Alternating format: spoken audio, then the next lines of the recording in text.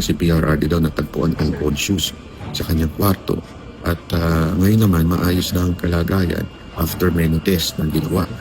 Ako po, alam nyo, ito po ay nanggaling mismo kay VP Sara Duterte. Yan po ang kanyang bagong status ngayon. At sabi niya nga, sana itong ICC ay ini-informan lang sila. Nalaman lang nila ito through a source in the hospital. Alam nyo, dapat talagang pagbigyan na po yung interim release ni PRRD. Hindi naman po siya flight risk. Ang tanda na po niya. Hindi na po yan lalayo, di ba? Kung sabihin niya lang sa dahil, walang problema. O by the way, ayaw mga nagpapakalat po na pinayagan na po yung interim release. Hindi po totoo yan. Fake news po yan. So, sana doon lang po tayo sa totoo dahil nagpapakalat po niya mga ganyan type page na mga trap. Yung mga dating hindi naman political na page na naging pro Duterte page. Yan po ay trap.